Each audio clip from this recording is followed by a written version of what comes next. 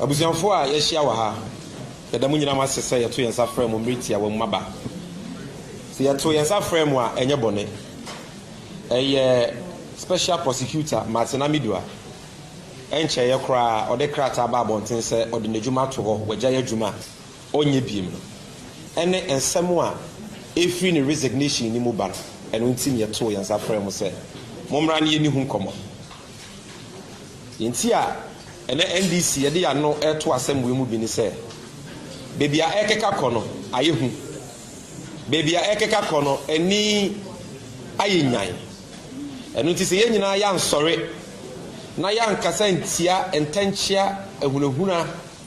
ntrɛnebɔ ayakayaka deɛ a ɔmanpanyin Akufo-Addo ne n'aban ɛde di Martin Amidua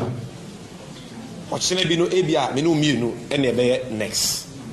ɛno ti nɛnɛ yɛafrɛ mu yi na ɛnɛ deɛ yɛka nyinaa ne sɛ ɔman ne ko a yɛn nyinaa yɛko ɛde ati akata hyehyɛ dwiri mporɔyɛ ne korɔ no sesɛ deɛ agye nsɛm koraa saa ɛko no ɔman no adi ɛho nkukuo ɛsiane sɛ ɔmanpanyin Akufo-Addo abɛn baa yɛn ɔma yɛ kata hyehyɛ ne porɔyɛ te sɛ social intervention ɔmo ne ɔmanpanyin nankasa ne n'aban mu mpanyinfoɔ obia ɛfom ɔman ne japadeɛ abra ɔmo nwen nkyirima ɛne Ghanafoɔ ɛno nti deɛ aba ne sɛ Martin Amidua aresign ɛno na yɛ adanse a etwa to a ɛwɔ sɛ ma Ghana ni bi ahu sɛ the fight against corruption no to say deɛ agye nsɛm it has been lost completely abusuanfoɔ sɛ wohwɛ ano yi a ɔmanpanyin Akufo-Addo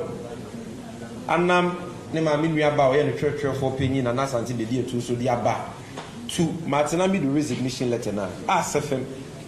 because nsɛm a Martin Amidua kan wɔ ne resignation letter ne mu sɛ ɛnu ti na wa resign nyinaa no ano yi papa bi ani wɔ ɔmanpanyin Akufo-Addo ne NPP aban ɛtimi ɛde ama no owura ne se mofa medwuma sɛ mebɛkɔ ati akata hyehyɛ ne porɔyɛ mofa me adwuma no edi mfie mmienu ne akyire ansa na appointment letter kra mo de brɛ me anye bia ɔmanpanyin Akufo-Addo ano yi abata no ne sɛn Martin Amidua boa ana ɔmoa yɛn nyinaa yɛnim sɛ Martin Amidua ɛka no korɛ Martin Amidua sɛ mofa na adwuma no edi mfie mmienu July 2020 ya from 2018 January July 2020 ya na mo ma no office ɛyampa na ɛnyampa yɛn nyinaa yɛnim sɛ ɛyampa na July 2020 nimpo no mo ma no office no 3 bedroom bi ɛne boys quarters bi na mo de ma na ɛkyɛ sɛ ɛntimi mmua adwuma a yɛde ahyɛ ne nsa sɛ ɛwɔ sɛ wɔyɛ ɔsan so sɛ adwumayɛfo a ohia wɔ mo adwumayɛfo a ɔmo de ɔmo ho a ɔmo betumi akɔ ati akata hyehyɛ ne porɔyɛ no ohia nyinaa na ɔmanpanyin amfa na amfa saa adwumayɛfo no ama no na deɛ ɛyɛ akora wɔ mu ni sɛ wayɛ adwuma mfie mmienu ɔne na bɛdi akyire ɔmanpanyin Akufo-Addo ɛtimɔde nti wɔntua ne ka da so obetua ne ka na wanya bi adidi wanya bi afa ka ato petro agu ne ka mu ɛnya ahoɔden akɔ ati akata hyehyɛ ne porɔyɛ deɛ ɛne ɛlalae ɔntua ne ka office a ɔma ne bi akade a ohia sɛ ɔde bɛkɔ ati akata hyehyɛ ne porɔyɛ a ɔma ne bi nanso waka ne dɛdɛdɛ akyerɛ wiase ne Ghana ma nyinaa sɛ oh ma fa special prosecutor nti ɛno di adanseɛ sɛ ne kɔ ati akata hyehyɛ ne porɔyɛ obusuafoɔ saa na yɛma mpanyin ɔte akonnwa so yi ɔteɛ ɔde n'ano fafa ɛka asɛm dɛdɛdɛ ɔyɛ nneɛma fɛfɛɛfɛ wɔ nipa nim bade nam sɛ akomapa bi antae akyiri biara no ɛntae akyiri nti no ɔntu ho anammɔmpa biara ɛneɛ NDC foɔ de wei ɛnyɛ yɛ nwanwa because yɛaka ka sɛ wotwa nka agu a na wosi dan woappointe special prosecutor ne nkyerɛ sɛ woakɔ ati akata hyehyɛ ne porɔyɛ ɛgyina akadeɛ ne mmoa a wode bɛma no ɛne ne fa ahodi a wobɛma no nyade ayɛ n'adwuma no na ne yɛbɛhu sɛ woayɛ ade pa na woanyɛ ade pa na yɛkaa sɛ deɛ ɔmanpanyin Akufo-Addo woyɛ no ɛyɛ frakadam ɛyɛ korɔkorɔ da dwɔn na ɔmpene so ɛma Martin Amidua ɛnku ntia kata hyehyɛ ne porɔyɛ a ɛwɔ n'aban mu sɛ Martin Amidua baa yɛ ɛna NDC foɔ na ɔde ɔmo kɔ court ɛna ogu ɔmo anim ase a kasa mmere deɛ ka ebi kura kɔma ma na award kɔmo celebrate ni sɛ ɔyɛ saint ba sɛ kata hyehyɛ ne porɔyɛ kɔ so wɔ ɔmo aban mu te sɛ ɛgya paase ne yɛ ba nansia yi na ode ho adanse aba abonten so Ɔmanpanyin Akufo Addo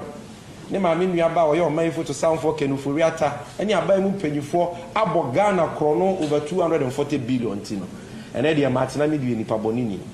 oye otrofo onka no kre oye sei ebi mu kura mposi wabodam sebi ye didi na 10 years sebi o na adwen mu kura aka no ene de akeka ho enu ti de ye bisa ne se enya Martin Amidu ya ena enche ye kura moka se asem wo oka bi aye no kre oye citizen vigilante na power ma power no a special prosecutor no e kire se mo wo pepa se mo be ko etia kata hye ne proye e de na asesa ye no ane say na ame de na asintia all of a sudden ene de Ɔmanpanyin Akufo Addo ne MPP for etwe Martin Amidu e wa aboso ni nyina ne se kata hye ne proye krono a aban de bo oman a Martin Amidu ahu ye de ne anim dada ono de no onim tini e ma ni post no je ye no enka post no ka ha ne ho nye but the ne de Martin Amidu akohu se Ɔmanpanyin Akufo Addo onye na adwen so be ko etia kata hye ne proye no no ankasa no kata hye ne proye no ono ane se aduane na wa chairman appointees ni na busuafo a ewo na aban na abusuafo de ne ama yeye mu ahye enti a anwumrei preka ya frɛ mo se mo mra sanse ntwofo dwumadie ene se tape bi aba beto abonten of an interviewer City FM4 reporter ya friend Umaru Sanda ene Martin Amidu ye nansi etoto na no se o obra Martin Amidu di wadwuma to hoi nsem bebre na Kennedy Ajakon abeka afa ho wadidi watem oso wo kra wo ko Germany hospital bi ko hwe wa adwen mu ni de keka ho na Martin Amidu eyi sansem na no ka kire mu se de ekoso ni nyina no eye krono e wo Ɔmanpanyin Akufo Addo aba mu na ekotia no enye bibia na ye no nti so no wagya ye adwuma no na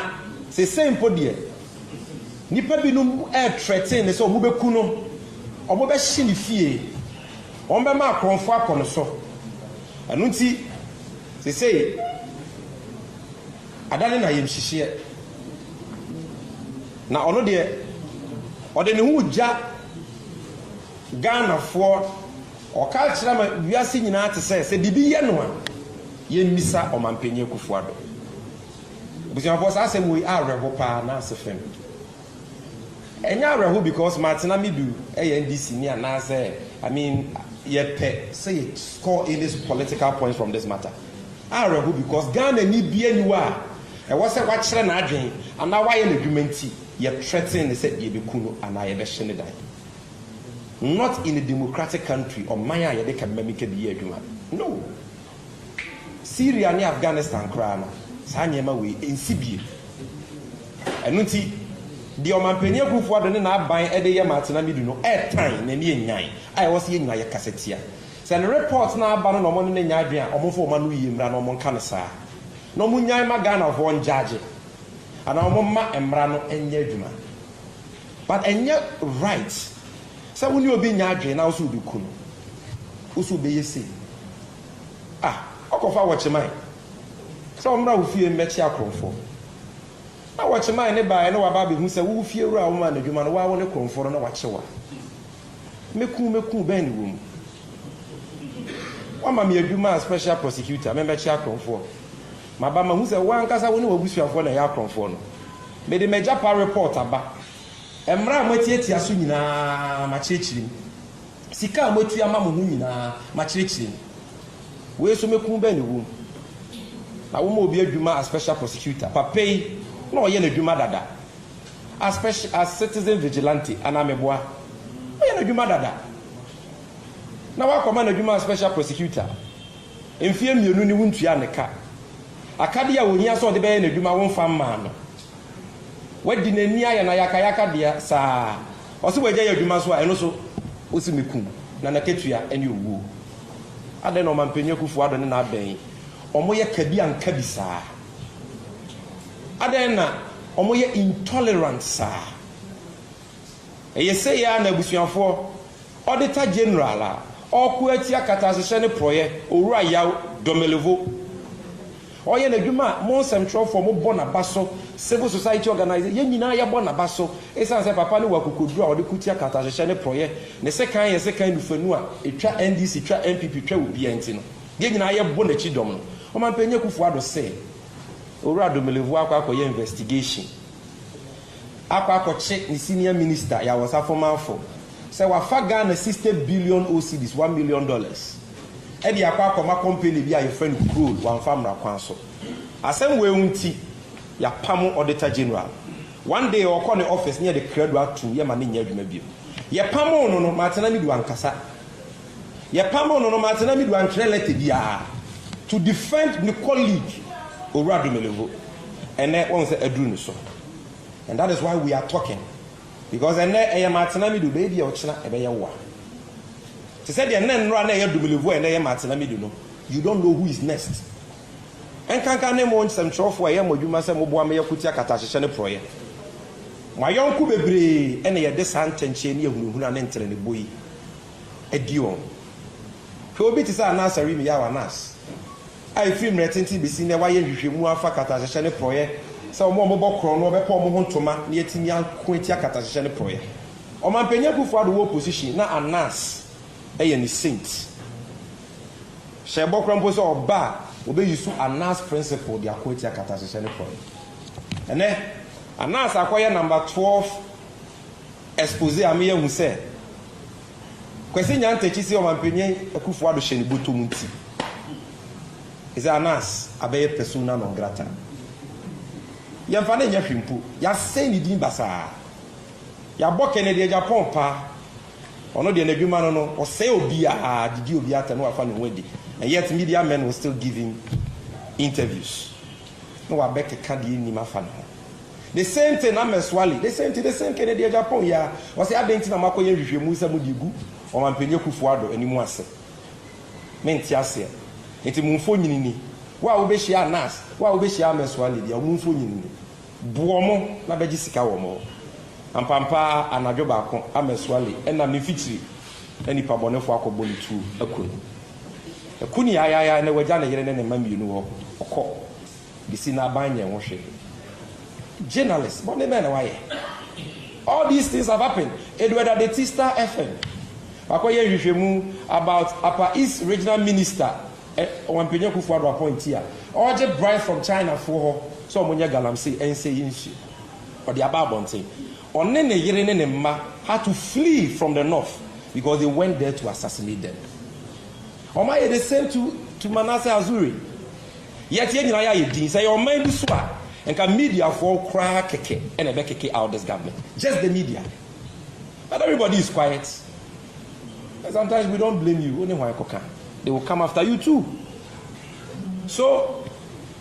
say no, ya chichiri nyina yansa buyanchi. Ene yebo ye niso ne yesema ye nkasa. O kasa ye biku, o kasa ye bebo, o kasa police betata. That is what is happening in this country. Tiabusuafo ye kan na ne say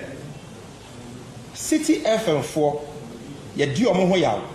Somebody Martina mi do aye interview. No mama hu stress amanfo ye so mo beku no mo be hye ne dan. Ombe ma kronfo aba ne so. Mama ti asem bi say. Some trofo ye masade say you educate, you inform ne de keka ho no. Na mo te so. Say mo ma ne ma bonten because e be gu Omampanyin Akufo-Addo ni mu ase. Eya ye nua Omaru Sanda me amadamfo no. I know him to be a courageous man. Inti I don't know say ono ankasa na de share dem one na mpanyimfo na ama na ma bonten dia. Ene e was a Ghana Journalists Association and a National Media Commission for hwehwem. Na saa de we kura keke no na was a Ghana ni bia hu se Omampanyin Akufo-Addo ne na aban. Omo ye so corrupt say. Nsem trofo kura no. Omakoye bone ansem trofo kura ko ye interview agu no. Omo mpene man nsem trofo